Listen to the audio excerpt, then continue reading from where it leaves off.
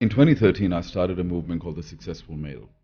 Okay. This is way before Jordan Peterson or Andrew Tate or any of these guys. And my question was, let's redefine masculinity, because we had a lot of really masculine men in the 60s and 70s, but they were not emotionally evolved and spiritually evolved. I mean, why do we go to school? So we can go to university. Why do we go to university? So we can get a job. Why do we get a job? So we can be financially independent. But nobody is. So what is this education system for exactly? 3% of the world's population controls 60% of the world's assets. And that disparity was like, wow, what is going on? Majority of people don't have money. Majority, like I'm talking about CFOs, doctors, surgeons. It was interesting, so many people were like, no, I don't want to be a millionaire, I want to be a billionaire. Some people, some young people, I want to be a trillionaire. I'm like, where is this coming from?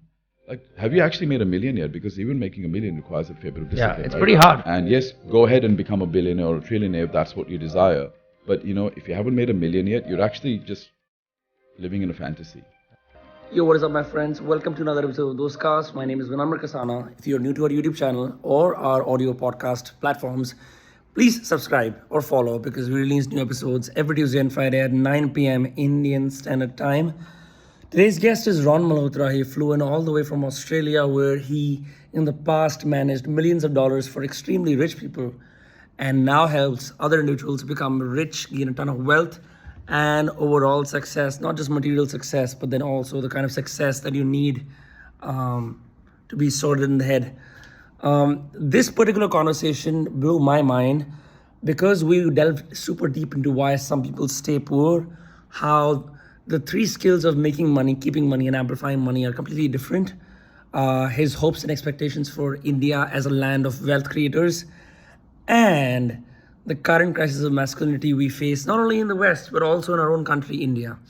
I hope you enjoy this episode, and it begins in 3, 2, 1. What I saved for so far was see, I know of all the things that you do, the many hats you wear, but I want to know a little bit of the backstory.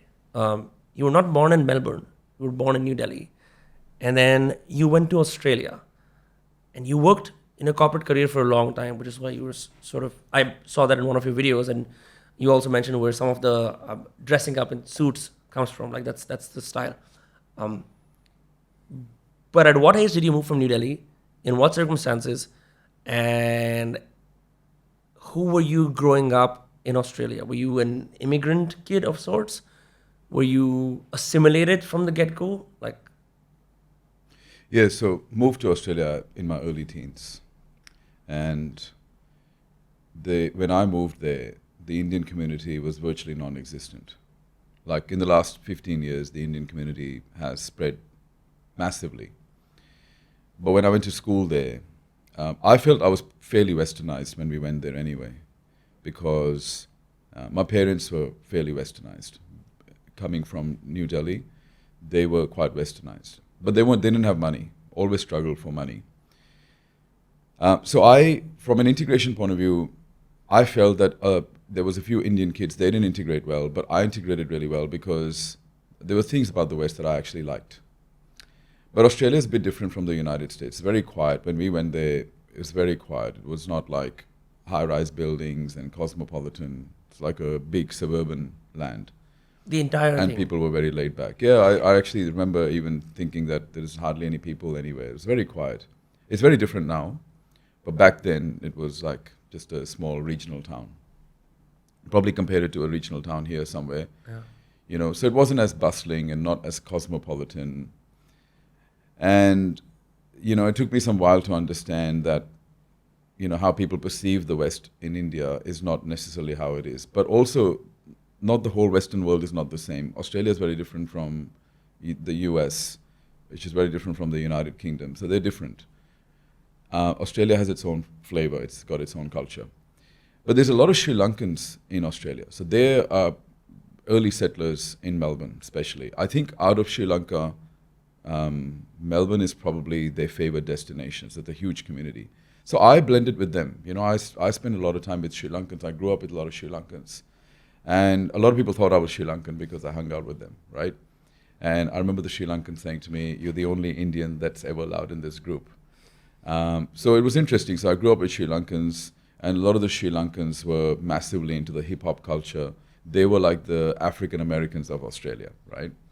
So that's how we grew up. And but we didn't have money. Struggled for money the whole time. And there was some drama at home, which is why I moved out at a very early age. I was quite rebellious as a teenager, and I said, I don't want So what would you do as a teenager? Like, what is like teenage youth life in Australia? Like, I know here in these small cities, we would just drive around doing stupid stuff because there was nothing else to do. There was no cafes or clubs we could go to. We just, waste our time. There wasn't a lot to do there either. But I had a bunch of friends. They used to play the guitar. Some of them were into heavy metal, some of them were into hip hop and rap. So I started spending a lot of time with them. I don't want to say this publicly, but I was breaking the law by driving when I was very young. You don't do those types of things, right? But back then, I was quite rebellious. And I was quite angry because of the way my life was materializing. I didn't like how things were. And my parents were not very controlling, like how some parents are quite controlling with the culture. Although there was a lot of pressure on me to excel academically as well. But I wasn't interested in school. I was actually a very bad student. So I had a lot of problems at school. Now I've obviously over the years realized I'm a very good learner, but I'm not a good student. And the difference to me is that good students are very good at following rules. Good learners are very good at asking questions. So I'm a very curious learner, and I didn't know it at the time. I actually thought that I should not form a career in anything that requires studies, because both my parents, family members, and teachers, they all think that I'm not academically inclined. But as it turns out, I'm very curious and I love learning. I just don't like to be told what to learn. So that was my issue. So I think as an Indian kid, I was very rebellious. I think most of my extended family would agree and say that he was one that did not comply with anything. I don't think that was necessarily a Western attribute. It was just I'm very individualistic. I like to think for myself. Whilst I really love the Indian culture, I just resist any forms of control, whether it's cultural, family-based, educational-based, cultural-based. I don't like control. I don't control anybody. I don't like control. So I started doing a lot of thinking for myself. And then eventually I got a job at the supermarket. I was very young, packing bags, just putting vegetables in a bag and packing it like that, because the money wasn't bad for a kid who doesn't have a lot of expenses. The $200-300 a week I was making was good money. And I thought I can buy my Discman and I can buy a few things. Right? I didn't really have anything else. Buy some clothes, sunglasses. I wanted to look good. I wanted to be, always was financially motivated, but I didn't have any skill set other than packing bags. And I didn't want to study. So that was the beginning. And there was a time when I had to move into a commission house. I didn't want to live at home, so I moved into a commission house. What's a commission house? In Australia, commission houses are houses that are reserved for convicts, delinquents, drug addicts, basically the lowest socioeconomic in the country. And I had a few friends who were drug dealers and they were taking drugs. And I didn't want to live at home, so I ended up moving in with them. There was a 3-bedroom house, in a very bad condition. And from morning to night, they'd play music, they would do drugs. I didn't do drugs. But the reason I moved out and I left that life was because I was working at the supermarket. None of them were working. They were all unemployed. And they left some drugs in my room. So one day I came home from the supermarket. I used to work at the supermarket. And there was all these police cars parked on the street. And so when I walked, they said, "Well, is that your room?" I said, "Yes." They said, "Well, we found drugs in your room. Are you selling drugs?" I said, "No, I don't sell drugs. These guys do." So I adopted them in. I basically said, "These guys do it." The police believed me because they looked at my presentation. My eyes were completely fine, so they believed me. But once they left, and I walked into the door, these guys shut the doors, and then I got beaten up for 20 minutes. They bashed the shit out of me, punched, used dumbbells to hit me on the head, kicked me while I was in a fetal position.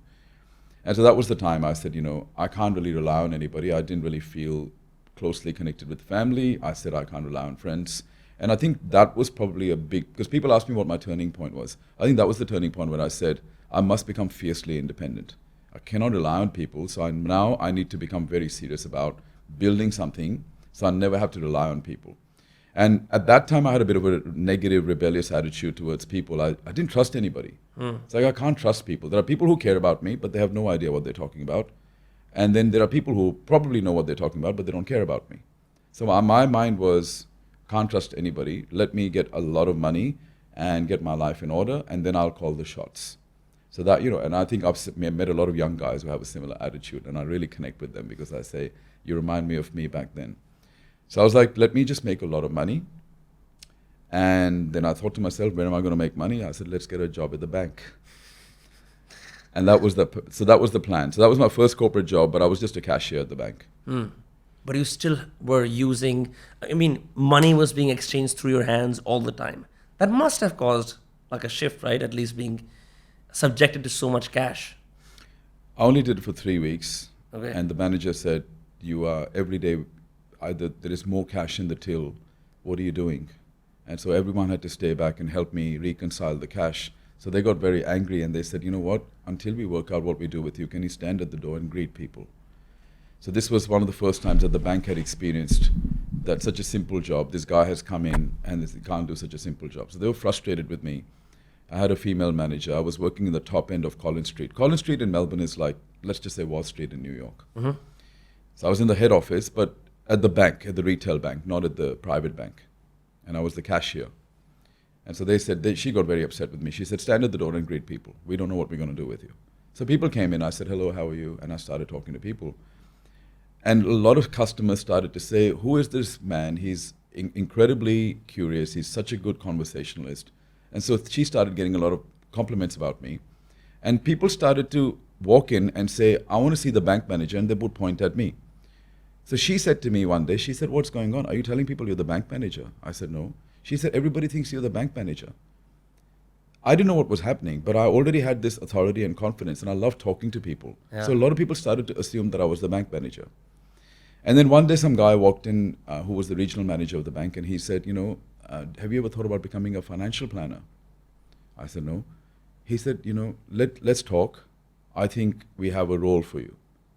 So I'm thinking, this is amazing, like what's going on. He was very impressed. He had heard reports that I was very good at engaging people. And this is simply based on conversations, your conversation skills, your charisma, charm, that's it. You don't have a degree. I was not educated.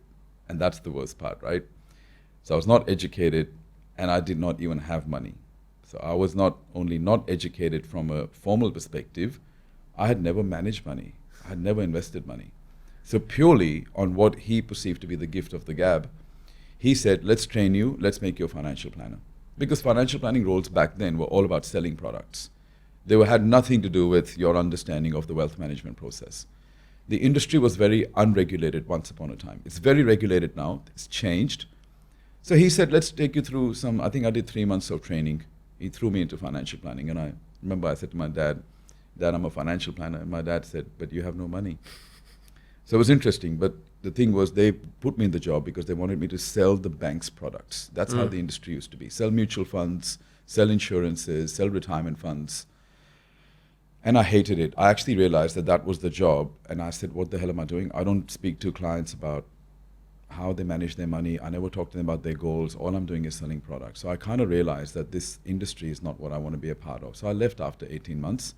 But I remained in banking, moved my way up into private banks, and then funds management over a period of time, and then got back into financial planning when the industry was regulated, because I never lost my passion for it. I always wanted to learn how to master money, but I wanted to help people master money as well. Let me ask you something. How are private banks different from retail banks? Because I've never been around private banks. I don't know what happens in the back doors. Is it something different? Well, I was very lucky because I worked for the #1 fund manager in the world, and I worked for, out of the top 10 banks from market capitalization, I worked for 2 of them. And so the private banks essentially look after high net worth and ultra high net worth individuals, mostly. High net worth, in today's term, it means having a net worth of, I think it's 10 million, and then ultra high net worth is 30 million. So that was good exposure for me, because for the first time in my life, I was starting to come across people who were financially very successful. And because I was looking at the balance sheet, net worth statements, investment accounts, I was starting to get a really good perspective on how these people have made money. Some of it was intergenerational wealth, but a lot of them were the first generation, and they had made that kind of money. And we had expats, Australians living in Hong Kong, Asia. We had some Indian clients as well who were very rich. So for the first time, I actually got a glimpse into what these people do to create wealth. So that sparked my curiosity even further. The more I saw it, the more researched I wanted to be. And then I thought, you know what, I actually need to start doing this for myself too. And I was always financially motivated, but I now had structure to how I was going to do it. I actually had a real clarity on what my plan was going to be. And so rather than sort of teaching clients, I was actually learning from them because they had a lot more money and wealth than I did back then. So that gave me a tremendous opportunity to learn how the game works.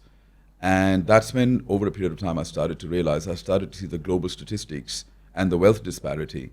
And I remember seeing something that said 3% of the world's population controls 60% of the world's assets. And that disparity was like, wow, what is going on? But the other thing that I realized working in private banks and just working in commercial banks and fund management companies was the majority of people don't have money. Majority, like I'm talking about CFOs, doctors, surgeons, they make decent incomes. But the thing that was the most, I guess, the most revealing fact for me was that the majority of people know nothing about money, regardless of their professional occupations. They have no idea what's going on. And so that's when I really started to become intrigued. It's like, how come, because growing up, we always had this expectation that if you're a doctor, surgeon, or even an entrepreneur, you understand money. But then I started to realize that the majority of people have no idea how money management works, how wealth creation works, how risk protection works. And we had seen so many people who had really good incomes, but their net worth was so low relative to their income. And then we had people who were on middle incomes, just average or slightly above average, but had incredible wealth.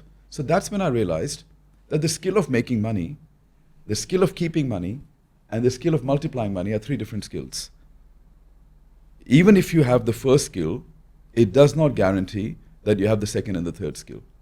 So that got me really fascinated, and that's when I developed an interest to get more and more into advisory. And I became supremely confident when I was dealing with upper middle class in Australia, executives, and I knew back then that regardless of how much money they're making, it means nothing. At the end of the day, I realized that the true measure of financial success is net worth. It is not revenue, it is not income, it is not profit, it's actually net worth. And so once that was like a huge thing in my mind. And so I started to aim for a net worth myself. And I thought rather than just running after more money, I need to become very good at what I do with that money when I make it. And so that gave me a lot of confidence. And then about 5 years ago, I felt that this was the same thing in India. I looked at the statistics in India because right since the time I was a kid, I've been hearing my family say, India's the next superpower, it's the next superpower. Every time I see somebody of Indian origin, whether it's in India or I see them overseas, there's a lot of bravado talk, We've got this person's making this much money, they're doing very well, this person's vice president. And I'm like, so many people are so wealthy in India, so I decided to do some research, right? And as it turns out, according to Credit Suisse, they put out an annual report. Only 7.9 lakh Indians are millionaires. 7.9 lakhs. Which is around 8.5 crore roughly in INR if you do the math. Yeah. It's about, exactly right. So I'm thinking that's a very small number. Like I actually looked at the population of India and I looked at the percentage and it was like 0.5%. So not even 1% of Indians are millionaires. Not that being a millionaire is even a big deal anymore. And that's the other thing as well.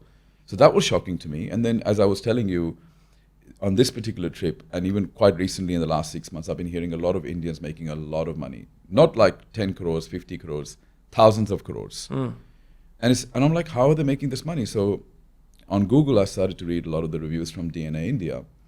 And everyone's making 5,000 crores, 10,000 crores. I'm thinking there's a lot of people there. So again, I was a bit skeptical. I'm a researcher. In wealth, you have to do a lot of research. So I researched it. And as it turns out, the official number of people who have a net worth of over 100 crores in India is 23,000, which I was sharing with you is 0.0016%. Right. Interestingly, this morning I actually took a screenshot of an article in DNA India, and I just want to show you how people are being deceived. Now, I'm not saying that this is deliberate, but I feel like this is probably an indication of how people don't understand money. So here's an article. Again, I'm not disparaging these guys. Of course. This Indian man owns a 10,000 crore home. 10,000 crores. The number doesn't compute on the calculator. Yeah, because where we're sitting right now, the going rate for a house of this size is about 6 to 9 crores. Yep. So I don't know what he's doing. 10,000 crores. If you actually take So each crore is $200,000. Yeah. 10,000 times $200,000. The calculator doesn't even give you a number.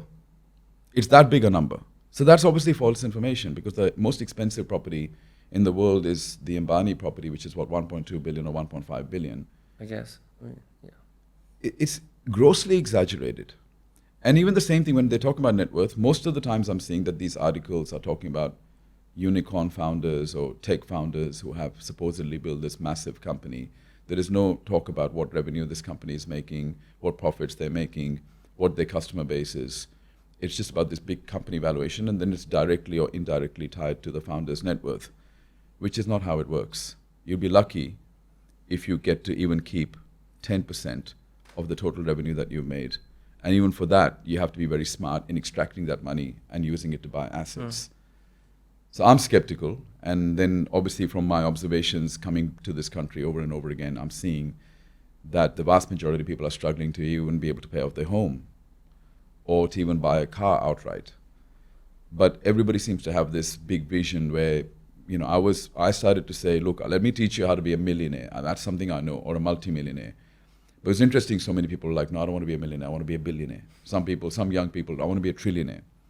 So I'm like, where is this coming from? Like, have you actually made $1 million yet? Because even making $1 million requires a fair bit of discipline. Yeah, it's right? pretty hard to even It's make hard. $100,000 if you think about it. To keep $1 million outside your family home is not easy. Okay, it's not easy. Like, I'm not saying that, like some people are attacking me and saying, why are you teaching wealth when you're not an Ambani? Or, Tatas are not teaching wealth. How come you're teaching wealth? Well, I'm like, because there's a big gap here. 99.5% of people in this country don't have a path to become a millionaire. And yes, go ahead and become a billionaire or a trillionaire if that's what you desire. But, if you haven't made $1 million yet, you're actually just living in a fantasy. Because that in itself is a fair, significant commitment and requires a bit of discipline. And it requires a working understanding of how different elements of money work. Ron, I want to ask you something. Earlier you mentioned something about how making money is different, keeping it is different, and multiplying it is different. I think I know a lot of money makers who can make a lot of money. And then some of them are able to save it. They invest in some gold, buy some properties. But the amplification part, where the money sort of works for you, that I haven't met people yet who have sort of figured it out. In fact, I also know several founders and entrepreneurs who make a lot of money, but they just can't keep it or amplify it. And so their bank account perpetually stays the same level. Like they're just on a survival mode. What are the three differences? How can one actually do it and grow their wealth?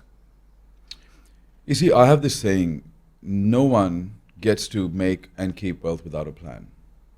Let me give you an example of this. It's easy to buy shares. You can buy a mutual fund, you can buy property. It's not hard. Like if you have a little bit of money, you can buy it.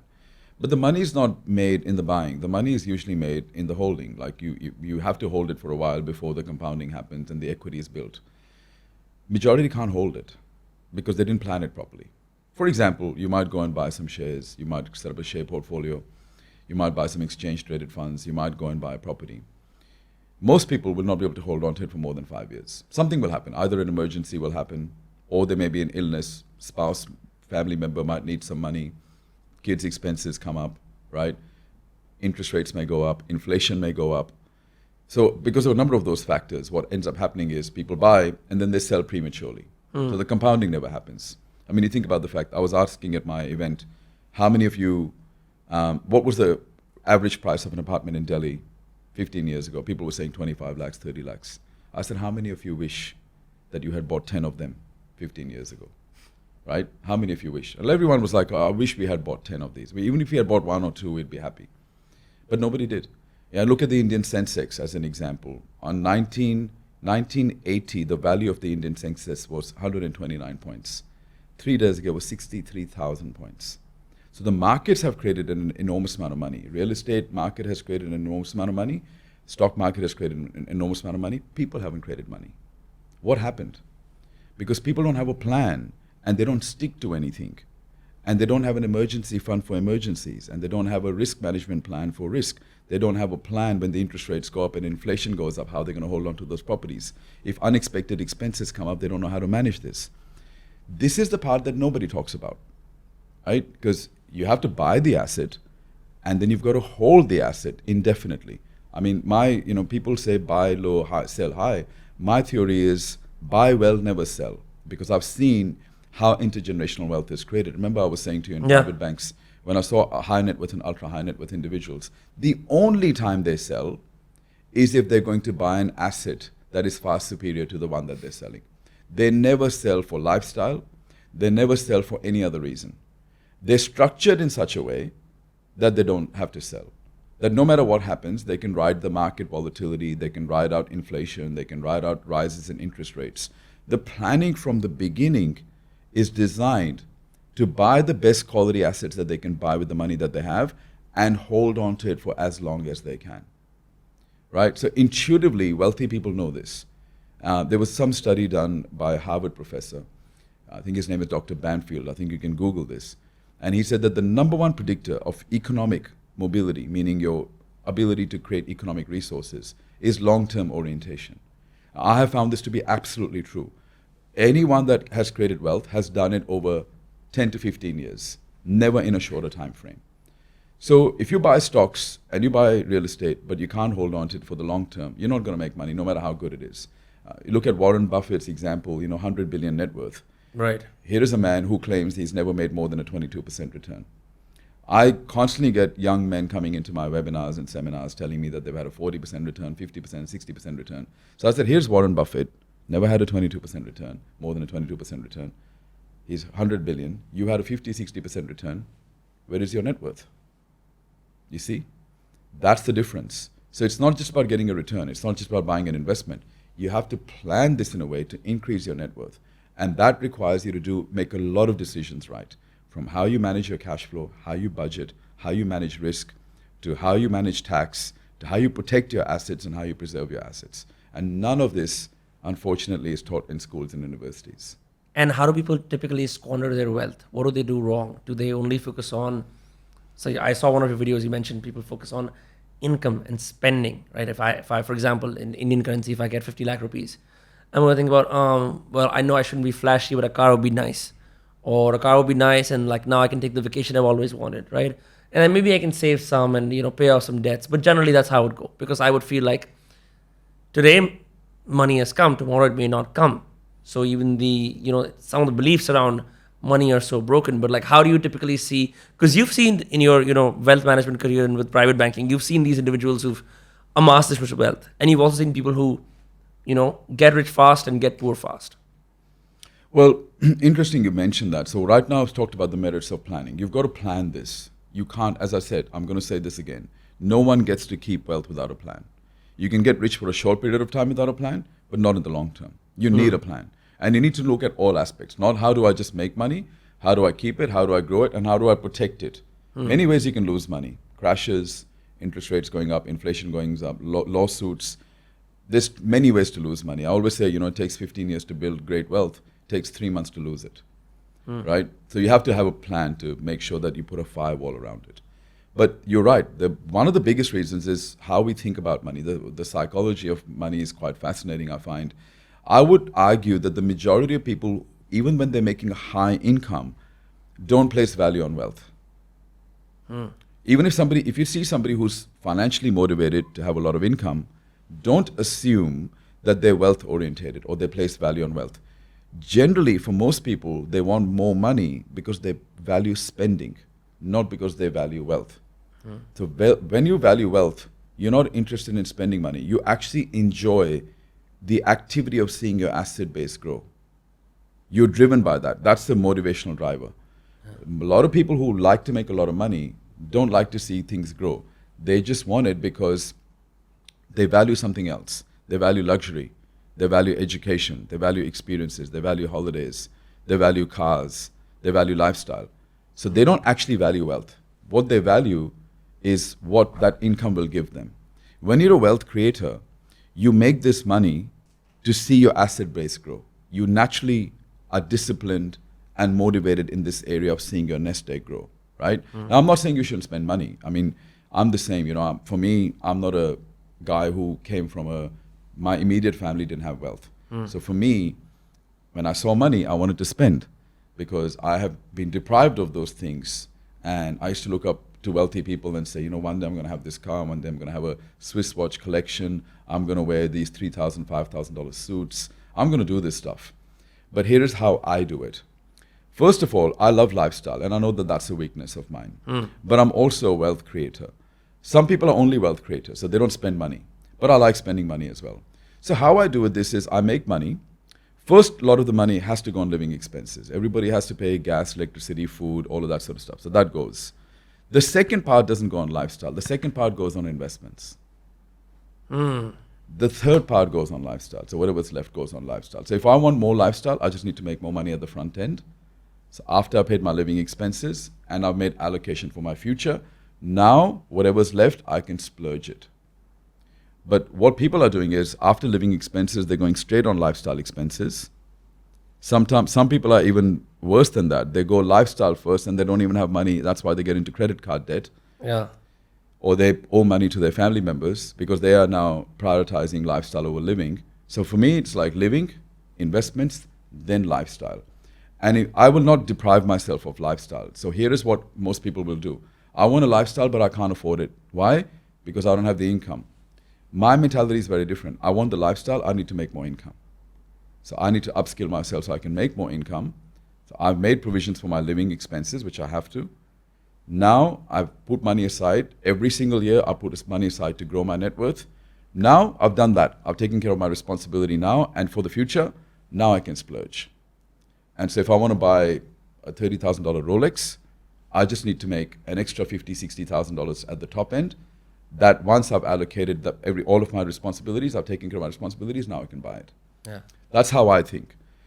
And I find this a really bizarre behavior in people when they say, I don't make enough money. Sorry. Well, you have to understand if you don't make enough income, that's generally a reflection of the fact that the market doesn't place value on your skills. And you have to be humble enough to admit that. And so for me, the starting point is if I'm not making as much money as I would like, there is a problem. The market doesn't perceive enough value in my skill. My expectations are here, but the market wants to pay me this much.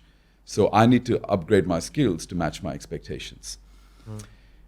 That's what I do. That's what I've always done. But most people are like, I don't make enough money, so I can't afford it, so I'm just going to settle for this. And I'm like, well, income is a consequence of skill. And if your skill is getting you to survival, then that's what the market sees your skill level at. And this is, people don't like that because nobody wants to feel like they're responsible for their financial situation. Everybody wants to blame destiny or God. Everybody wants to blame luck. Nobody wants to take responsibility. But the starting point of financial success is to take 100% responsibility for your financial situation. Yeah, I read this book by Paul Graham, Hackers and Painters, in which he talks about wealth. He said, we still assume wealth to be something that must be given to us by parents or authorities, just like in school or like basically all people who are institutionalized always need someone of authority to give them money. They don't think that it can be created on their own. Something you mentioned earlier, which sort of struck me by surprise, is you said that, you spend the last part on lifestyle. But what if someone has, say, $4,000, $5,000? I mean, there's a lot of young audiences also watching, right? And they want certain things, but they're not trained to live frugally. Like they haven't been through hard times. It's not the Great Depression anymore. Everything's so available. It's all feminized, right? So in that way, learning frugality or learning to be stoic with your money is not something that comes easily to a lot of people, right? And it doesn't come easily to me. Yeah? It doesn't. Even now? No. That's why I want to be completely brutally honest with you, right? Frugality is the number one strategy that most financial experts will teach. And that works for a lot of people. It doesn't work for somebody like me who is lifestyle orientated. I like the material things. I don't deny it. I want to have a good life. As I say, I love everything that God has made, but I also love everything that man has made. And, I recently said that, the best things in life are free, but the second best are very expensive. So I don't want to live frugally. Right? If you're a minimalist, that might work for you. Yeah. But if you're a maximalist like me, who really believes in enjoying life to its fullest, I know people like that. Don't feel guilt or shame about that. Don't let society condition you to settle for less. What you need to do is make more and manage more, right? And that's something that we can influence because your income is a byproduct of your skill mastery, your networks, your personality, right? And how hard it is to replace you. All those 4 factors are in your control as an individual. You can influence those 4 factors, right? Harder it is to replace me, most mastery I have in my skill set, better personality I have, the higher, the more extensive networks I have, the more I can make money. So why should I restrict myself and be frugal? That's my frugality. I'm not saying frugality has no merit, but to me, that's the last case option. Yeah. First case option is let me see if I can make more money to have the lifestyle I want as well.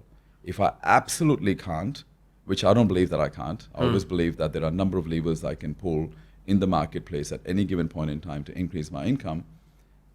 Why won't I do that first? Yeah. So we have to be careful that we don't use frugality as the first starting point. Let that be the last case resort. If nothing else works, frugality should be the option. Problem with frugality is we're not really stretching ourselves, right, from a skills point of view. Yeah. If frugality becomes your default option, then where is the incentive to stretch yourself from a skills point of view? You're never going to enjoy anything then. That's right, and we have a limited time on this planet. You know, people say, you know, the car is a car, and I go, no, it isn't. Unless you've driven a Bentley around the corner, you don't know the difference, right? Yeah. You can say that only when you haven't experienced those things. If a cheap wine and an expensive wine, there is a difference, right? And so I want to experience life in its fullest form, and for me, the first resort always is I'm not making enough money. I need to upskill myself, and I need to bring in more money. And then if I really can't do that, which has never happened up until now, then I'll look at frugality, right? Even if I have to practice a slight frugality, it's fine. But I don't want to live frugally my whole life. Yeah, and I mean, I clearly see now that your ideas around wealth are super clear. And I'm enjoying this conversation as a consequence because there are things that I'm learning in my age group at my income level, which are very helpful. Because I have lived a lot like James Dean, you know, live fast, die young kind of deal. And I'm now seeing that, you know, as my 30s approach, I should also look at wealth the way you are describing. And yet, there's a video of you that went viral about where you said money is not everything. And people just went ballistic. I just wanted to know, what is it that people misunderstood? It was actually not, what had happened was I had an event. I had spoken at an event.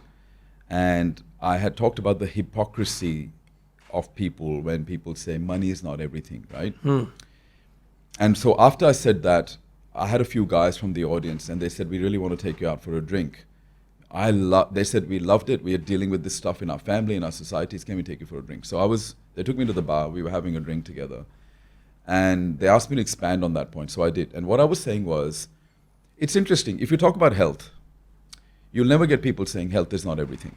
If you talk about family, you'll never get people to say family is not everything. If you talk about love, people will never say love is not everything. Talk about money, what do you get? Money is not everything. Yeah. Why? We never said money is everything. But what's this?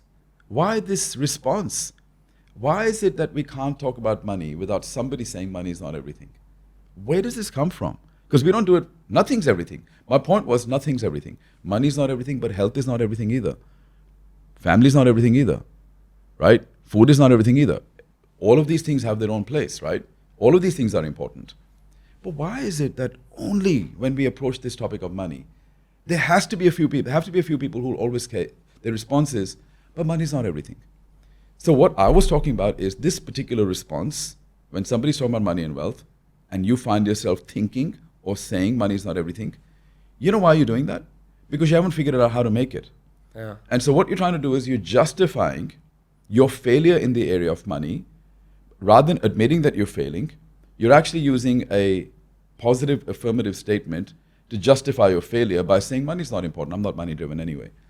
Which is actually, excuse my language, load of crap. Because the vast majority of people who don't have money, if I give them $1 million check today, the majority will take it. If I give them a free holiday, the majority will take it.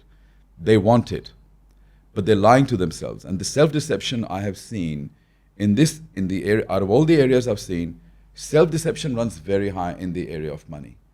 For some reason, we are so traumatized by this topic, right, by not having money, that rather than admitting that there is a problem and I need to fix this problem, we start to rationalize our statements and say, well, I'm not money-minded anyway. Money's not that important. Money doesn't make you happy. And what we're really doing is we're starting to deceive ourselves. And over a period of time, we'll realize that, yes, you're right, money's not important. I agree. But here's the problem. Everything that is important requires money. You can't get good healthcare without money. You can't contribute to your parents' well-being without money. You can't retire them without money. You can't send your kids to school. You can't get a mentor. You can't get the best education without money. You can't get organic food without money, right?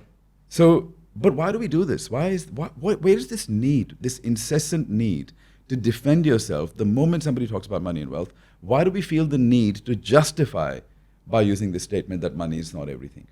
And as I called out the hypocrisy of people who do this, guess what happened? People got so triggered that I was calling out the hypocrisy that they started to abuse me and started to attack me.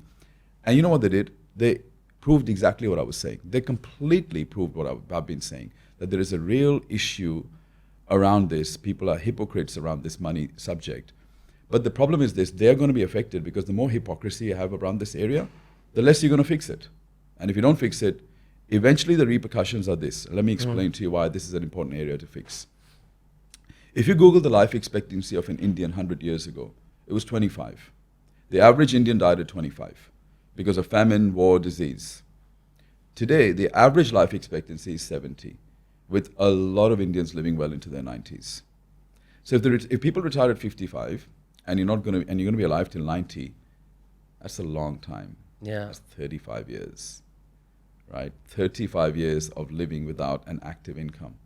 If you have not created wealth while you're working, you are going to be dependent on your family, and you're going to be dependent on the government for assistance. And here's my question to you. Do you think your family is going to be able to look after you for 35 years? And do you think the government's going to pay you pension for 35 years? So what you're going to see, and this is coming, you're going to see hundreds of millions of people who were too busy justifying that money is not important. And they right now, whilst they've got an income, they've got an opportunity to create wealth for the future, but they're not prioritizing this important area. When they get to retirement, even if they've got a good standard of living now, you're going to see a significant drop. Now, here's the issue. As we get older, our human capital is depleting. Our mental and physical exertion, our ability to exert ourselves mentally and physically is diminishing as we're getting older. So it's wise that as your human capital is depleting, increase your financial capital to compensate for that. Right. What you're going to see now, for the first time in the history of the world, is more and more and more old people who are very poor. You're going to see the natural decline in human capital, which is inevitable, but you're also going to see a decline in financial capital because they haven't saved enough, they haven't invested enough. What are the consequences of that? Well, the consequences of that is a life without dignity. You are old, you have to be sitting in front of a TV the whole time. You can't do anything else. You can't afford anything else. You can't afford to play golf. You can't afford to go out and have dinner out. You're not going to be able to do that because you have such a limited amount of money, and that money has to last you for 35 years. Yeah. Gone are the days where people live 10 years after retirement. Longevity trends, medical advances have resulted in a society where people are living a long time. And you're living, where's the money going to come from?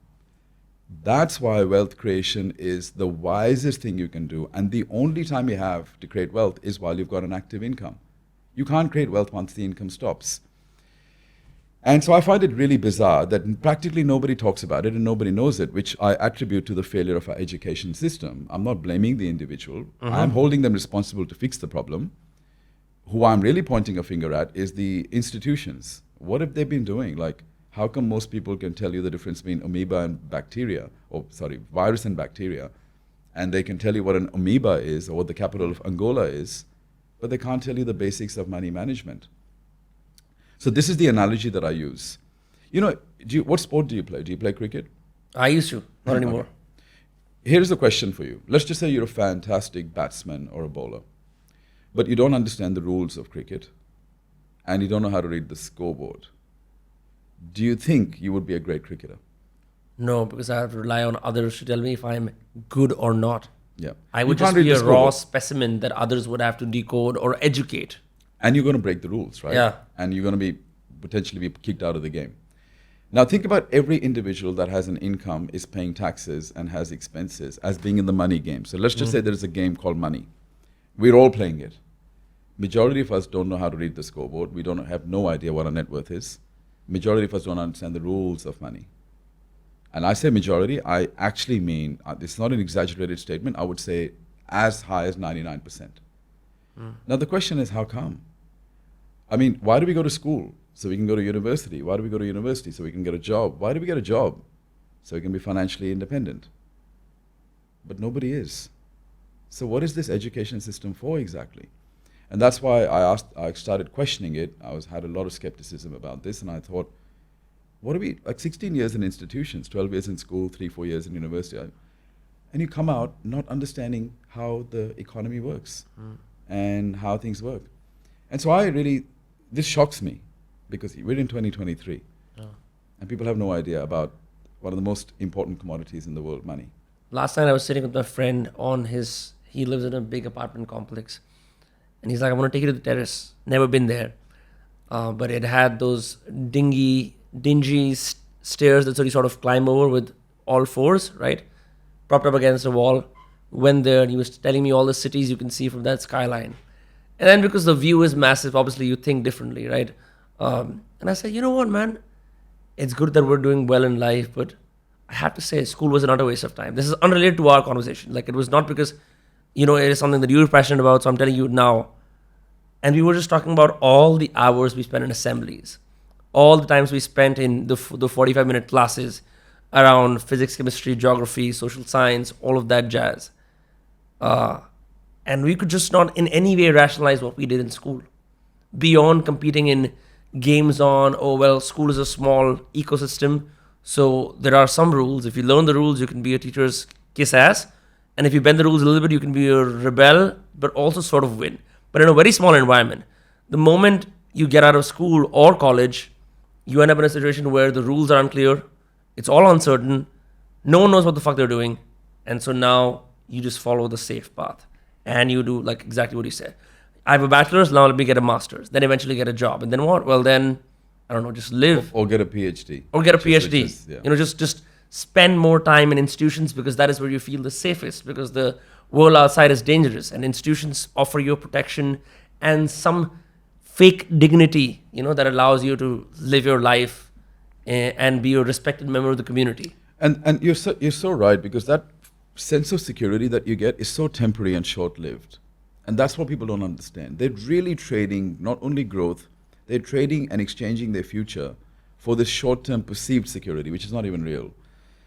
And don't get me wrong, I'm not saying that education has no place. Skills-based education, professional education, academic education has a place. It teaches you some basics about life and how things work, and teaches you commitment and sticking to a curriculum. But practically, I made a case for practically every skill that is required to become successful, not to get a survival, because we acknowledge the fact that education in India has taken people from poverty into survival. Of course. But there are two other stages. There is success and there's significance. Education, traditional education, will not get you to success and significance. Only for a very small minority, less than 1% of people. Any other industry that has a 1% success rate would not exist. Customers would shut it down. But education is still thriving because it is well supported as a system. So we're not saying remove the system. What we're saying is let's complement the system with some basic, we've identified 3 different elements that need to be integrated with this education system to provide that holistic blend of skills that people need. And we, if you look at the school and university or corporate system as well, I think corporate system is an extension of this. To me, school, university, corporate are basically all aligned. It almost appears to me that it's possible that potentially corporates have a lot of say in designing of curriculums at universities and schools to create a future workforce for them. I wouldn't say, look, let's not, people might say this is, how do you know? But I'm just saying, I'm asking the question. I don't think it's out of the question. So the thing is, I had looked at all the skills, like let's just talk about how you're rewarded in the institutional system, schools, universities, and corporations. Number 1, conformity is promoted. Yes. In entrepreneurship, it's the opposite. You have to be somebody who is individualistic. Collaboration is discouraged. It's called cheating. In entrepreneurship, you can't succeed without collaboration, right? Following rules is encouraged on this side, institutional side. Breaking rules is encouraged. We call it innovation or disruption on the entrepreneurial side, right? So there are a number of reasons why, an independent thinking person would at least question what is going on this side. Like, if you're not thinking, there's already a problem. Like, to me, the biggest wake-up call should be that hundreds of millions of people sign up for the system without questioning it. Like, to me, I mean, if that's not indoctrination, then what is, right? Isn't the whole idea of education to keep you in this space of constantly asking questions? Mm-hmm. We've stopped asking questions. We just follow, and the average person makes decisions based on, well, if everybody else is doing it, it must be true. Except that historically, that's not how things have worked.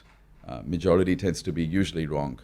So my question then becomes, why is that happening? And then I came up with a list of skills that I feel have been instrumental in my psychological, emotional, financial, and commercial growth and spiritual growth.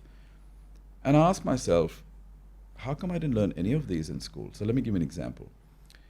Emotional regulation, which is emotional intelligence, critical thinking, decision making, risk management, money management, investing, persuasion, marketing, selling, negotiation, leadership, influence, branding. I mean, I can just name a lot of these skills.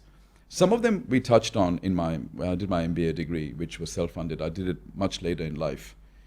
I felt that the degree was equipping me for corporate management, not to be a critical thinking independent or a business entrepreneur. Administrator. The way it's titled That's MBA, right? Exactly right. Exactly right. So I became a bit skeptical. And what was interesting to me is that you can't ask anyone questions in this area without triggering people. The debate is immediately suppressed, right? And that is not a good sign, because that where freedom of speech is being discouraged. Why is it being discouraged? Why can't we question? Like, I'd love to interview the educational board and go, what is the idea here exactly? And how come you have in your country where, in India, 99.5% will not become millionaires? What is going on? How's that acceptable? Who's taking responsibility for this? How do we grow the GDP of this country if individual productivity is so low?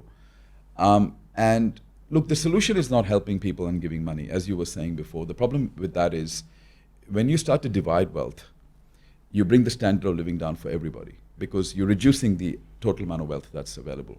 If you multiply it, that's how you grow the economy, that's how you grow the GDP. That's why India has a population which is 4.5, 5 times America's, but we have a GDP that's not even 1/10 of America's. Right. Because we can't continue to just help. It doesn't actually solve the problem anyway. What we need to do is lift, elevate, upskill people, rather than going, we'll just give you some money and handouts. Yeah. It's robbing them of their dignity. It's reinforcing dependence. It's not upskilling them. Market needs more upskilling. But I tell you, you have this conversation. It's a controversial conversation, and you always get misunderstood. And it's like, but why? What is something about this conversation that people can't accept? Because we need to accept it. If India has to progress from this point on, we have to at least start asking questions.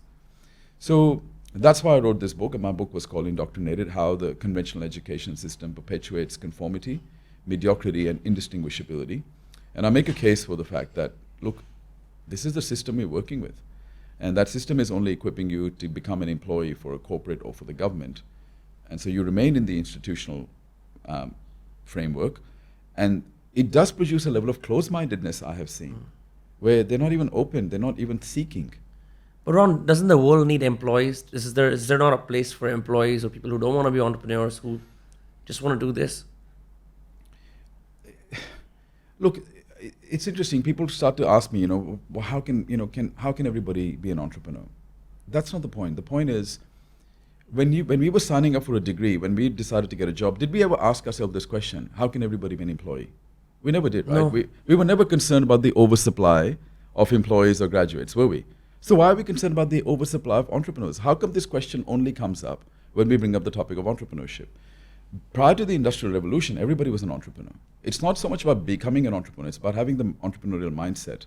The entrepreneurial mindset is that even if I'm in a job, I'm actually in control of my career and my financial destiny. That's the mindset we're talking about. So when you don't have that mindset, you are abdicating control to somebody else, and you're taking a passive seat, back seat in your own financial future. So you don't have to become an entrepreneur, but you do need to be in the front seat, drive your career and financial future forward by having the employee mindset.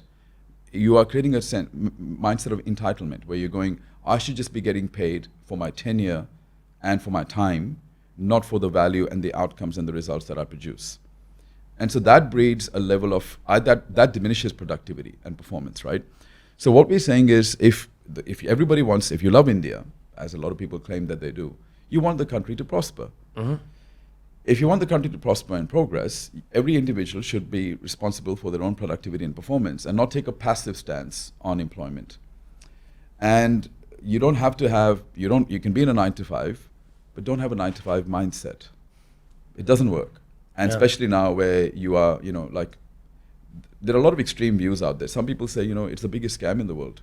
You work 40 hours a week for 40 years of your life to retire on 40% of your salary. That's if you're lucky. Most people don't even get to that point. And we accept it. Why do we accept it? Because everybody else accepts it. So where is the critical and independent thinking here? There's this guy called Joseph Piper. He wrote this book, Leisure, the Basis of Civilization. And he was talking about how people have become workers because there was nothing better to do. Because it's a consequence of, well, what do we do with our time? Well, let's just work. And then workaholism became this thing that is, people pride themselves upon being workaholics, or they work 40 hours a week, 50 hours a week without output. And he said leisure is embedded. So if you really make money, you can have all the leisure you want. But then people who make a lot of money don't know what to do with their time. And so they just keep working nonstop. And I think a lot of this 40-hour, 50-hour mindset also comes from they don't know when to stop working. Like, do you think that, especially because you met a lot of these multi-generational, intergenerational wealth individuals, old money and new money, do you think they did things differently? Do you think they worked less? Do you think they were smarter with their money and had more time to, say, sip on cocktails and, enjoy the beaches, all of that jazz? I have never seen anyone, first generation wealth creators who have built either a significant enterprise or created significant net worth, who were not massively into their work. Okay. I've never seen it. So there's a bit of a movement emerging right now about peace and happiness and take a step back. I'm very skeptical about that movement because the benefits of that are going to be very short-lived. Okay. In the long term, if you really consider the fact that after oxygen, water, and food, money is the most important commodity. If you don't take care of that now, and you can't create wealth by just working a normal 40-hour week with average skills, it's not going to happen. I have this expectation now that if you're going to build an enterprise in the beginning and you're starting from scratch, because the sheer complexity of mastering entrepreneurship and the responsibility it places on you, 40, 50 hours is not enough. But the thing is, if you're picking something that is in alignment with your values and you're inspired by, you're not going to have burnout. Burnout, I believe, is not a consequence of hard work. It's a consequence of working hard on the wrong things. So if you're inspired, I do massive hours. My immune system is very strong. In fact, it's a lot stronger than when I was doing 40-hour weeks in a job that didn't inspire me. I seem to have a lot more energy. I'm a lot more switched on. These things have kind of naturally occurred because what I'm doing, I can see the values alignment. I'm inspired by it, but also see where it's taking me in the future. I can see the long vision, right? And I just think that there's a big difference in being busy and productive. As an entrepreneur, you don't get rewarded for being busy. Nobody gives a damn how busy you are. I can put all this input. If I don't produce an output, I don't get to live the life I want. So that brings out a different level of skill as well, because I'm responsible now. Nobody's going to give me a payment check every month. And this is why we created the Indian Lion movement, because we had people like, what's this Indian Lion thing? What's this rubbish? And I said, look, have you ever watched an animal documentary on Discovery Channel where you've seen a lion or an equivalent animal, a predatory animal, running after a weaker animal to kill it and eat it? And my question, and I did this at a live event, and I said, when you see that, which animal do you feel empathy for? And naturally, most people would feel empathy for the weaker animal. I said, look, I feel empathy for the lion, and I'll tell you why. The lion doesn't get to eat until it takes risk, right? the other weak animal has grass everywhere. It doesn't have to hunt. Right. Right? It's been given an abundance of food choices. The lion has to take a risk, use his skill so that he can eat. So every meal practically will require risk and skills. And I equated that to the entrepreneurial mindset, right?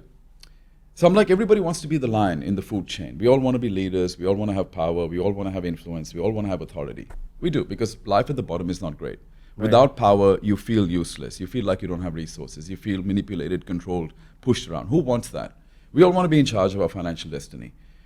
In a way, we all want to be lions. But we don't want to learn to do what the lion does. So I said, if you really look at the quality of a lion, lion's not the biggest, not the strongest animal in the jungle. Why is it the king? Why is it known as the king? It's known as the king because it's fiercely independent, it's incredibly courageous, it's highly skilled, and it doesn't become a part of the herd. At the subconscious level, we all want to be lions and lionesses. We want to take charge of our destiny, financial destiny, life destiny. We want to be the captains of our ship, right? We want to be the kings of our empire. All of us do. Nobody likes being at the bottom. We've accepted it. But are you going to do what the lion does?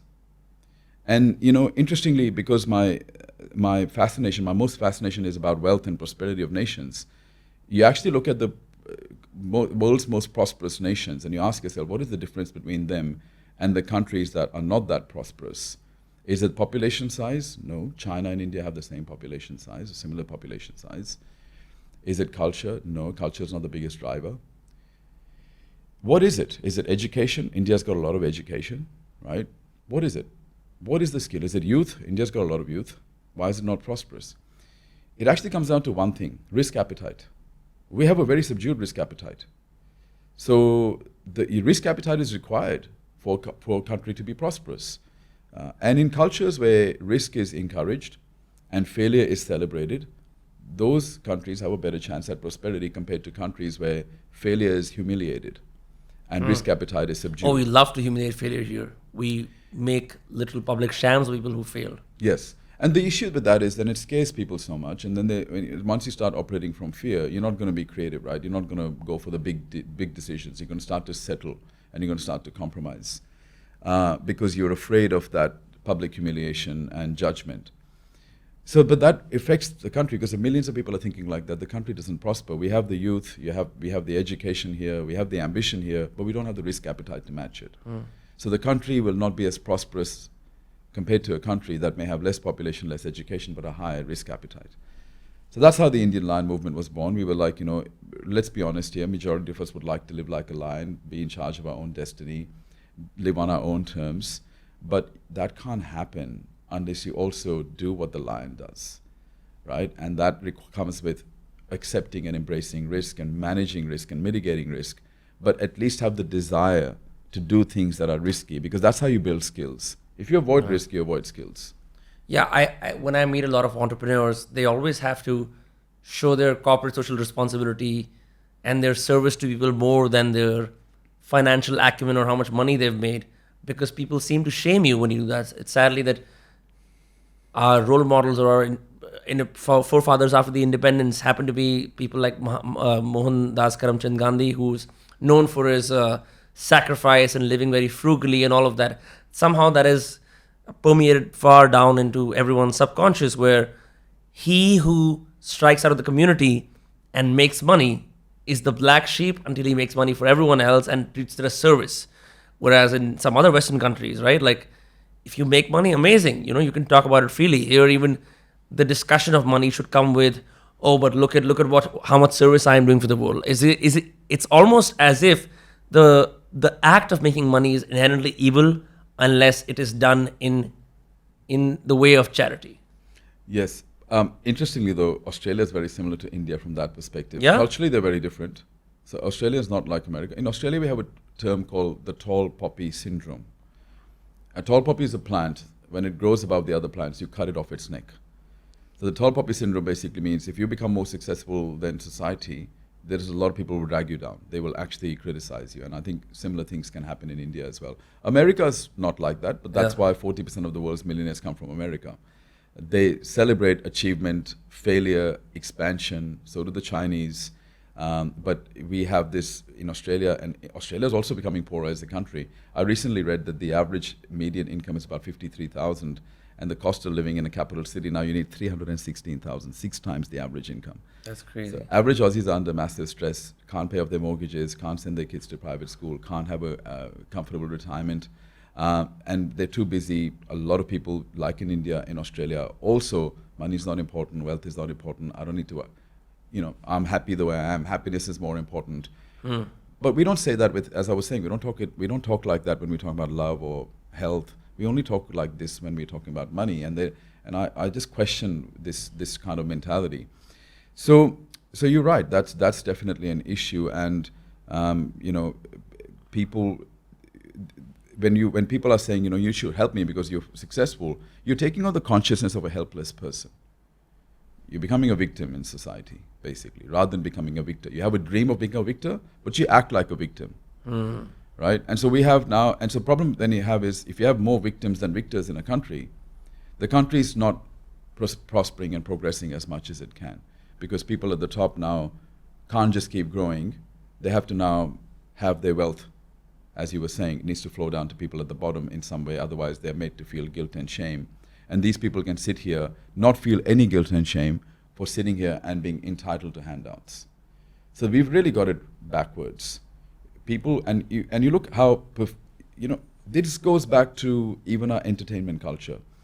How many times have you seen a Bollywood movie where the good guy was financially responsible or wealthy? No, the good guy is always evil and rich. That's generally how it goes. The rich guy is always bad guy, right? Yeah. And very financially motivated or rich. And the good guy is financially irresponsible, doesn't give a damn about money. Yeah. Right? Happy-go-lucky. Yeah. Happy-go-lucky. Tramp of the street, generally, yeah. So what that does is you're watching these movies, and this is the same thing in Hollywood as well. You're watching these movies, either you're an American kid or you're an Indian kid, you're watching these movies over and over and over again. You're unconsciously creating positive associations with poverty and negative associations with wealth. Who wants to be the bad guy who everybody judges? Thank God for Iron Man. Yeah. And Batman. Yes, there's some exceptions, Yeah. but largely you've seen, right? Even Yeah. there was an article on Forbes that said America's favorite villain is always the rich guy. Yeah. And it is true. So we are conditioned through societal pressures, media, culture, education to be mediocre. But deep down, we never lose our admiration for people at the top. But it makes us feel envy, so we try and drag them down. We make them feel guilt and shame, when really, if you're ever going to feel guilt and shame, I'm not a big advocate of those feelings anyway, they're low vibrational frequencies. But if you're ever going to feel guilt and shame about mediocrity, non-performance, temporarily, not always, because at least that's going to help you change your behaviors. Why are you making people at the top feel guilt and shame, especially for those who actually first generation who've got there through hard work, performance, productivity, and creativity? But that's the world we live in today, and that's why statistics are already reflecting that by showing us the wealth disparity, and that problem can't be fixed unless we fix the psychology around wealth first. Ron, talking about the psychology of wealth, you obviously are a member of the new wealth generation, right? You've also met people from old money, like we often say. It's a existing hypothesis that I've been sort of working on, thinking about how do members of each class differ and what are their similarities. But since you obviously are exposed to these individuals far more than I am, what have you noticed about old money that they still get it right, things they still get right and things they get wrong? What about new money that they still get right and they still get wrong? Look, people who have been brought up with money, they don't revere money as much, right? Because it was never missing in their lives. So they don't typically place the value on wealth, like value on money, like a lot of us do. And so they're more about growth. They want to expand. They want to build something. The dining table conversations are different. If you sit down with a high net worth individual, they're talking about investing, buying assets, business. But they're not thinking about money. It's quite interesting. They're just thinking about expansion. And it's interesting that their children, this is implied. It's not that they say it explicitly, but I believe that when they're looking at their children, they want their children starting where they finished. Whereas the middle class is making their children start where they started. There's a big difference, right? So I do think that all wealth people do think about intergenerational wealth. The ones who are smart at training their children, instilling values in them and skills in them, are generally able to increase the net worth over successive generations. but not everybody. A lot of intergenerational wealth is lost by the time it gets to the third generation. So old money basically means, you're not as lifestyle orientated, but that's also because a lot of lifestyle is taken care of, security is taken care of. You have over generations experienced the finer things in life. Me, on the other hand, I had money, I'd never had the things, so I wanted to go and buy them and I wanted to experience them. I like the bling factor, and I admit it, right? But at least I'm glad that because of my experience in the wealth space, I first prioritized future before I prioritized lifestyle. If I didn't have that and I had all the income that I made, I would have probably self-sabotaged my wealth opportunities as well. Yeah. So that's why I talk about this ability. I encourage people to have a lifestyle. I would say, look, have a great lifestyle. Don't be frugal, but just make sure your skill level matches.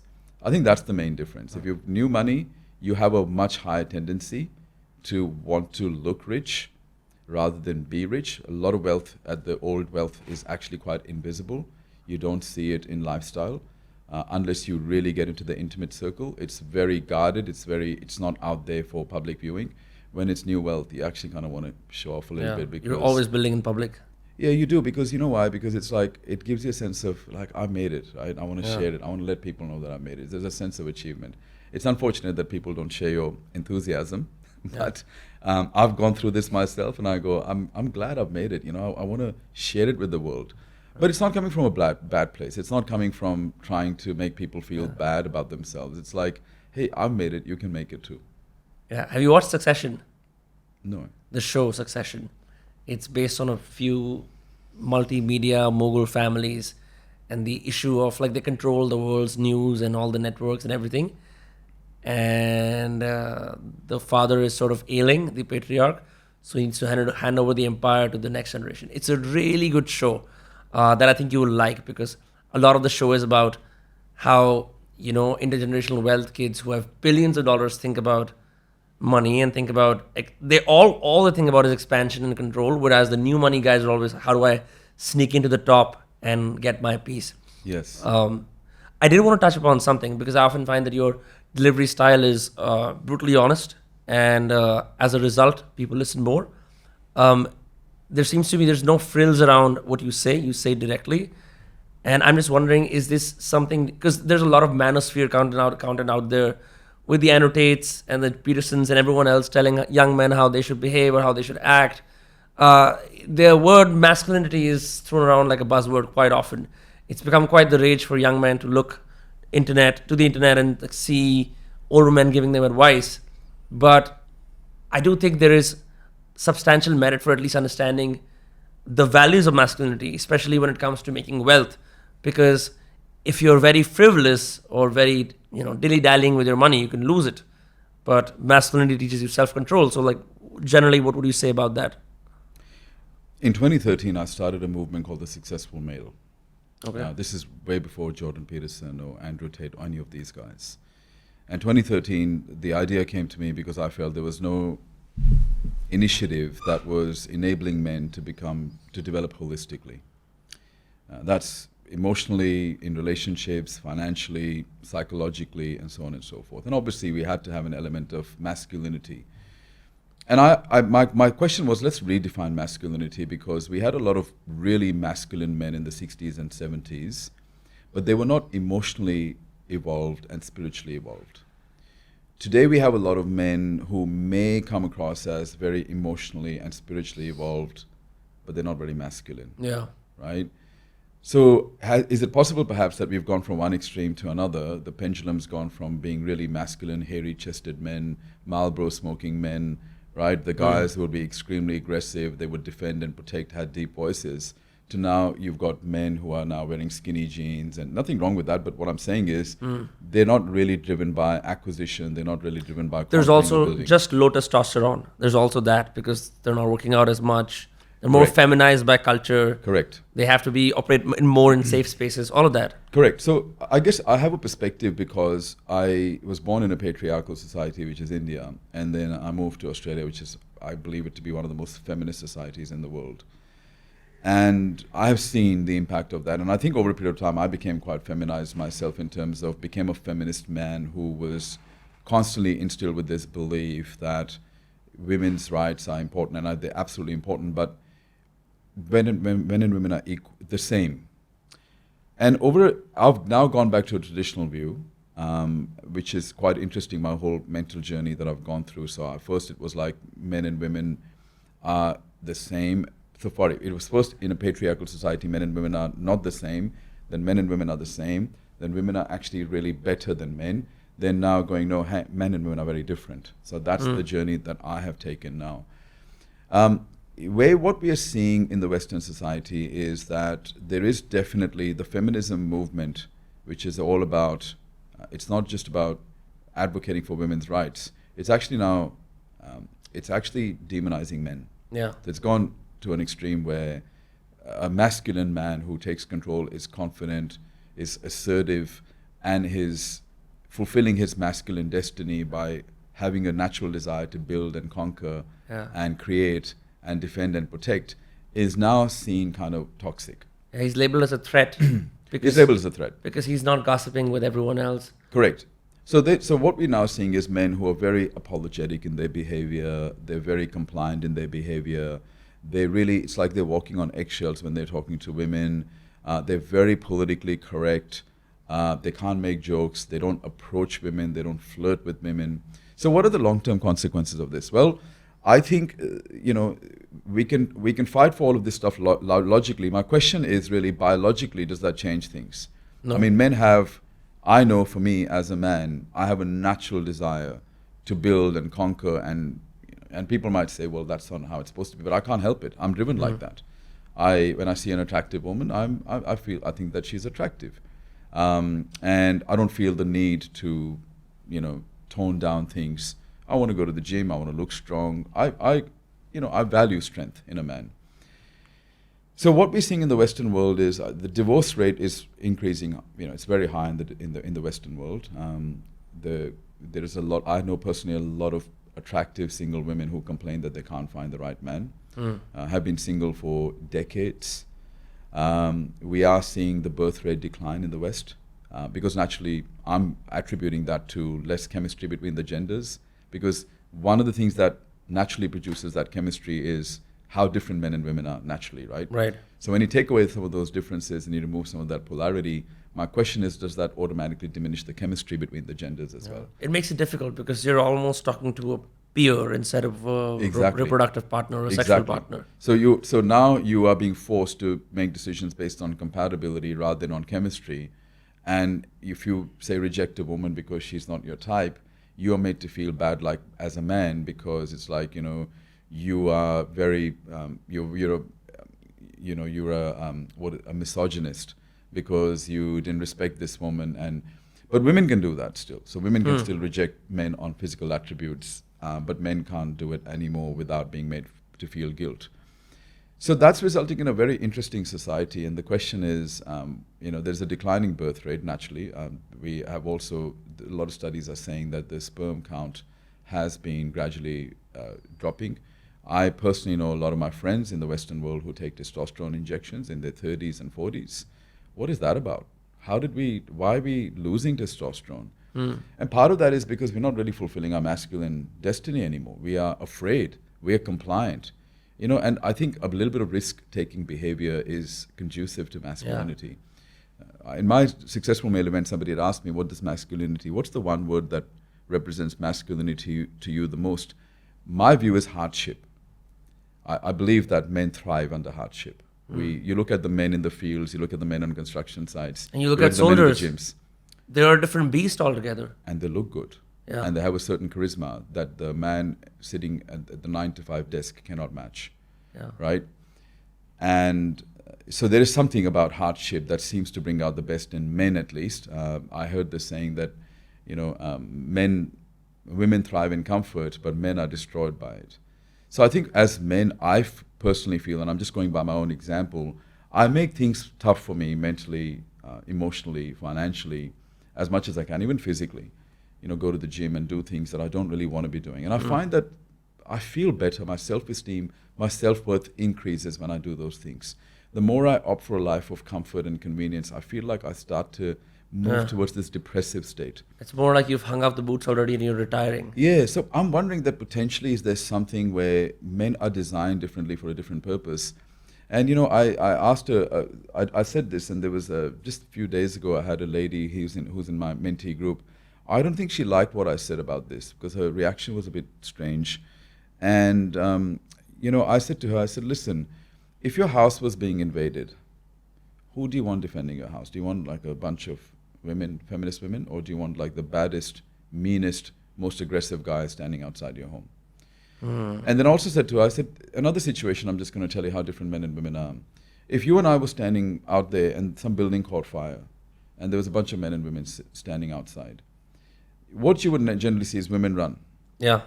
They'll And make a then men dash. go in to save. And the expectation is that women should run. So women will generally have their preservation instinct will kick in. I want to preserve myself, my beauty, and my offspring. Yeah. But there's an expectation. If you as a man ran, what will that do? You'll be called a coward, right? Yeah. But a woman will not be judged for it. And that's fine. And that's how it should be. See, this is the whole idea. If you want women to have their place in society, you have to be a masculine man. Because the moment you stop being a masculine man, then you're saying, no, sorry, you as a woman need to run inside and rescue as well. Right? I wouldn't expect that. I would expect that you and I should risk our lives to save women, children, old people in that building. Women shouldn't have to do that. But if I believe that we're the same, then why should I run in the building? Yeah. Right? Let them run in as well.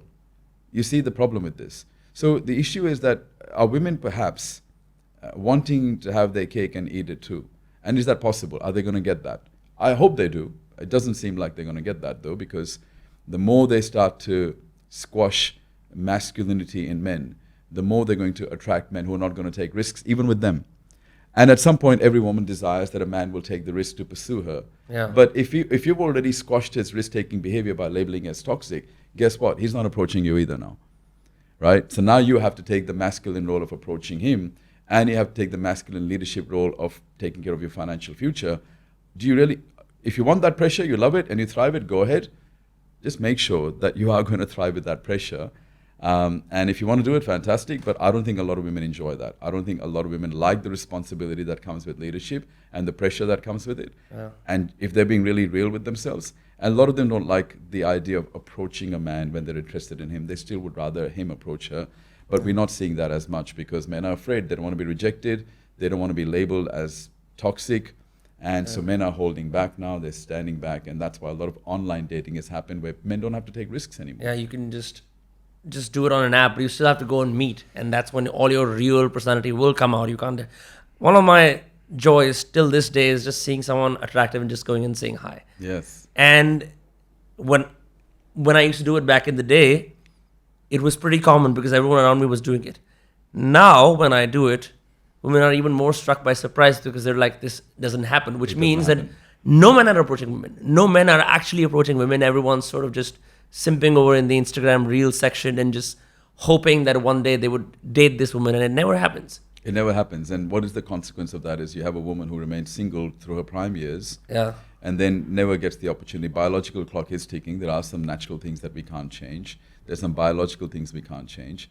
And the system of society has always been that, that the way, if you look at scriptures, the natural order was you had God first, then you had man, then you had woman, then you had children, and then you had animals.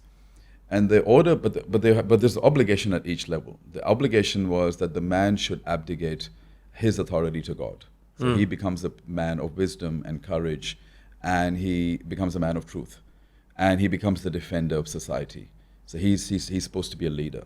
When a man does that, and you'll actually see this, men who do that naturally attract women who are willing to give up their authority for the man. You can't force a woman. You don't expect it from a woman. But I have found that women, even the strongest women, will naturally do it for the right man. They won't do it for the wrong man. But some cultures enforce it on the woman to give up her authority for a man, but they don't obligate the man to give up his authority to God. So he can be bad, but she still has to be surrendered to him. And that's what results in women's oppression. And so women have reacted to that and gone, you know what, guys, fuck you. I'm going to go and drink, and I'm going to go and party, and I'm going to be promiscuous. So, and they're right in a way, because it's like, as society, we have not really placed the obligation on men. We first need to place obligations on men before we place it on women. So I'm not against what women are doing, but I just think it's the wrong response. It's misunderstood. what women really, and women can't solve this problem. It's the men in the families who need to go, my son needs to be a better leader first. I can't put all the obligation on my daughter-in-law to, I give up her authority for him when he's really not the type of man who's a leader. So I think we need to start enforcing that obligation on men first. Men need to become men first, good men, defenders, protectors, creators, providers. When men get back into that traditional role, they naturally become attractive to women, and the women are naturally prepared to give up the authority, I find, majority of women. What you're seeing in the Western world now is a lot of men are not even on the scene now. You have a single woman living with a cat, and generally the view is, I love my cat is like I'm a my cat child. mom, I'm a dog mom, yeah. or I'm a dog dad, whatever. So there is no God in the picture, there is no man in the picture. So what we have is the cat comes first, then comes the woman, and that's it. There's no children, there's no men, there's no God. And the question is, how is that going to work out for the West, where this is becoming the norm? Is this really good for human society? If you're seeing a decline in birth rate, does that potentially make a nation weaker from the inside? And it's permeating in India as well. We already have gender pronouns as the sort of norm here. People are using them unwittingly, but they have no idea what they will do. Yep. Because then these things will trickle down further into organizations and institutions, and suddenly we'll have, I remember I actually read your tweet, and something you said which struck me by surprise was you said, I never wanted to be given a reward for being an ethnic minority, right? It's one of the tweets that you mentioned. And I saw Twitter, Elon Musk fired his diversity chair, because that's just like, okay, just because you're brown, you get to the top because we need to portray a certain image. Want you to talk more to that? Well, I mean, there is a lot of expectation that if you're poor, you should be given a handout. If you're a minority, you should be given a handout. If you're an ethnic person, you should be given a handout. The problem is that weakens you. It doesn't actually make you stronger, right? Because you're asking for a handout. So I don't want to be treated specially for anything that people, there are people, minority groups who will say, we've been disadvantaged. I mean, we've had a colonial past. So what should I do about it? I can't do anything about it. It's the past. I can keep fighting for it and keep asking, go back to, Anglo-Saxon people and go, you need to, and that's what's happening, by the way. It's actually happening. There's a lot of African Americans right now that are saying to white people, you've disadvantaged us. Reparations. We're seeing Aboriginal people in Australia that are asking for that exactly. I feel that as a brown man, and when I look at the social hierarchy and where we sit, my view is that people do this unconsciously, but society places an incredible amount of value on the white woman. And I think then comes the white man, then comes the black man, then comes the black woman, then comes the Asian woman, comes the Asian man, then comes the brown woman, then comes the brown man. And the reason I say this is because I've seen the bias in the media. If you have a train accident or a flooding incident and 10,000 people just perish like that in one of the Asian parts of the countries, brown people die, it gets very limited footage. But if one white woman gets assaulted somewhere, there's a media bias, that makes the news everywhere in the world. It gets a lot of footage. So that's okay. That's how the world is. There are a lot of biases and beliefs that exist in the world, and sometimes you can't change that in your lifetime. So for me, it's like, okay, as far as the social hierarchy is concerned, I'm at the bottom because there's just so many of us, right? So the inherent value is less. Brown man is not used to sell high-end products. The white woman is used, right? Unless he's a massive celebrity and he's already gained power, right? Yeah. So it's very hard for us. So then it's like, okay, well, you know what? Society is not going to really give me a place, and I don't really want that sympathy place anyway. Yeah. I don't want society to pretend that they give a damn about me and go, we're going to treat you with respect and love because you've been disadvantaged. I don't want the sympathy vote. What I really want is to excel and earn that authority globally. I want to earn that by excelling in whatever I do, whether it's personality stakes, communication stakes, skill stakes, outcomes, productivity. I want to excel so I can command that authority. So I actually feel that's it's a blessing in disguise, because when you do stand out as a brown man internationally, you get that special recognition because it's rare. Yeah, look at all the tech CEOs. We know of them individually. Yes. So and part of that is for me to raise that standard and help people realize, look, you're in India right now, and you may not even realize you placed a very low value on yourself. And, sometimes you'll go to the West and you are either accepted from a sympathy point of view or you're accepted as an equivalent. But very rarely will you see somebody going into another part of the world and being able to maintain authority over the locals, right? Because of their skills. And so I feel like that's a untapped space, and we need to encourage people to think that big, rather than going, well, I've made it to the West and I've got my house and my car and I've got a mortgage and I'm driving a BMW on lease. It's a very basic standard to aspire towards, and I'm really encouraging people to aspire for a better standard of leadership. I was in the lift today in the hotel at Pullman, and I got into the lift with a couple who were from another country, I think one of the European countries. I couldn't really tell by their accent. But, here I am. They seem, even though I'm by nationality, I'm living in another country, I'm representing India. So I said, hello, how's your experience in India? And when the door opened, I offered for them to walk out, because I thought, this is my opportunity to make sure that people see that as Indians, we can be powerful and still be very hospitable, gracious. Yeah. What we are seeing in the urban India now is that we are trying to be so much like the West that we're giving up the graciousness. But what we really need to do is not give up the graciousness. What we need to do is give up the subservience. So there's a bit of a difference, right? How do we bring together graciousness and authority?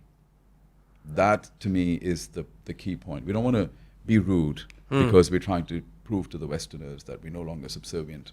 No, let's be gracious, but let's earn the authority. After a few conversations, they should feel this level of admiration for us because we're incredibly competent and well presented. And I think that's the space where I see a massive opportunity. Without placing someone on a pedestal just because exactly. because of the color of their skin. Correct. The Indian subservience is a massive problem. I was in about 6-7 years ago, I was in a hostel with a friend, and these other groups, other people, different ethnicities, they all gathered on our terrace to just chill out. And there were some Indians there, and there was this couple, European couple, I don't know from which country in Europe, but they were there. And my friend and I are chilling, speaking with everyone of different nationalities, just having a good time. And these two Indian dudes come in and they're like, hey, we really deserve your colonization. Why don't you colonize us again? Not as a joke, but as a sincere attempt at subservience and saying that you're great and we're like below you. And I instantly said, okay, party's over, everyone go out. Because I couldn't stand it. I thought this was disrespect to our culture and disrespect to even them, right? For assuming these two people who, shit the same, eat the same, just because of the color of their skin, you treat them so differently and you want them to have power over you. So you very rightly pointed out that we need to kill the subservience because it exists still in large numbers. Well, let's not kill the graciousness, which makes India an amazing culture. And that's the key, that we want to maintain that graciousness. That is so, because I love how gracious people are, the hospitality of India. We don't want to lose that. And they're the two extreme views. Either we feel like they're up here, or we then try and prove that, we are the best. Like you do hear a lot of Indians in Australia saying, they don't like us because we're the most intelligent. I'm like, dude, that's not why this is happening. It's happening because of your behaviors. They don't like you. It's got nothing to do with your nationality. Don't make it about nationality. Right? Because a lot of people will automatically attribute that if they're being treated badly by a Western person, that it's because of their race. It could be because of your behaviors. It could be because of your blind spots and the way you're acting and the way you conduct yourself.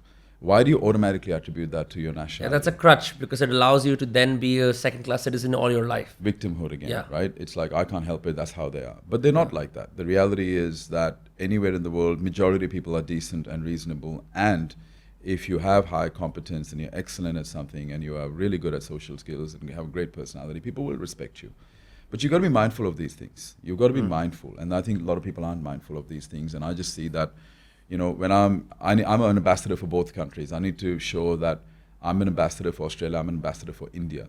I call myself Indian Australian because whilst I was made in India, I've been brought up in Australia. I love both countries. I would fight for both countries. I care about the people of both countries. Both countries have given me a lot. So, for me, it's a case of I represent both countries, and let me be a good ambassador for both countries. I encourage people to think that way and think that, more and more Westerners, right now Westerners still see India as, they don't have an aspiration to go to India as such. It's like, if they want to, it's they're going there for a humble experience. Yeah. An awakening experience. But it needs to be more than that. It needs to be that they also, parts of India they revere. Yeah. Right? And I'd like to see that happen more. And I feel like all Indians can play a part in that. Yeah, they should come here for commerce like they do in Dubai, and for tourism like they do in Dubai. I think they've sort of cracked it well. Yes. Here, you're right. They usually come for opening their third eye. Yes, Right. which is like, it's like, oh, they're so lovely, Indians are so lovely, they make Yeah. such good curries and they look after Sorry us. about that. It's got to be more than that. It's got to be more than we just make curries and we look after people. It's got to be that we've actually set a high standard in something as well that the Western world can look up to, at least in some areas. And I think that won't happen unless we set the intent. Ron, thank you so much for being here and speaking so openly. I don't think your Instagram footage has some of the things we discussed today. A lot of the Indo-Australian differences and things around masculinity. I commend your style. I think you're a very dapper dude. And if there's any message, well, it's a little cheesy to say, but if there's any message you would like to send to our audiences, any specific thing you think they would benefit from your experience, the mic is yours. There's one thing that comes up a lot for me when I'm in India, and that is that, don't automatically assume when somebody is highlighting things that need to be improved in a country that they're criticizing it. I love India. I don't get any pleasure in criticizing it. But just as I'm critical on myself and I want to improve, somebody needs to be able to point out the areas where we need to improve it without people assuming that we're attacking the country. Yeah. If we get too defensive, we're not going to improve. Right? So let's not see every opportunity for improvement as an attack on the culture. There are things that need to be improved in every country. And we have things that we need to improve. How are we going to improve if we're too busy defending everything? Yeah, empty pride takes you nowhere. Exactly right. So pride gets in the way. You're 100% right. I think that's the perfect way to state it. Let's not allow pride to get in the way, because this is the best we'll ever be. If you want to get to the next level, we need to really objectively look at what's working well. Let's maintain that. What isn't, let's change that. We don't want to blindly follow the West. West has got a lot of things. They've got amazing organization, structures, processes, and systems. But the West hasn't got everything right. Let's not blindly follow the West. Let's not blindly follow India and the way we've done things in the past either. How can we take the best of both? Because I have learned a lot from both countries. I'm very lucky. I've seen what the West does well. It's been an instrumental part of my growth, and I've seen what India does well, and it's been an instrumental part of my growth. I will always create my own ideology. I will never follow something blindly. So I think it's time now that if we're going to go from 2023 towards 2030 to be a great country that we've been claiming to be for many years, the superpower, the prosperous country, the main international destination for Western travelers, I think we're going to have to reflect and take a objective view and go, what other things that we could be improving on? Let's not defend those things. I think that's really my message at the end of the day. I'm not here to criticize people. I'm not here to criticize institutions. Really, my goal is how can we progress and get to the next level. But I think what you say makes sense, because when I was living in America for 4 years, as an outsider, I could see a lot of things that they got right, but a lot of things they got wrong. And a lot of my friends appreciated my criticisms because I came from a different culture. So I think it's very important that you sort of have a leg in both cultures, and you can see what works for one, what doesn't work for another. Otherwise, you get accused and, you're bringing your Western bullshit here. No, I'm not. I'm just looking at what is the best practice, principle-centric, that has worked for a lot of people, resulted in happier people, more fulfilled people, and more prosperous people, and healthier people. Wherever that comes from, I don't care. If it's something that's good for us as human beings, let's do it. Yeah. Well, here's to making Indians a lot more wealthier, and thank you for all the lessons on wealth. I'm going to re-listen to this again, and hopefully compound my wealth and then reach out and say I did it. I appreciate that. So thank you so much, Ron. It was a pleasure speaking with you. Pleasure. Thank you for having me. Thank you.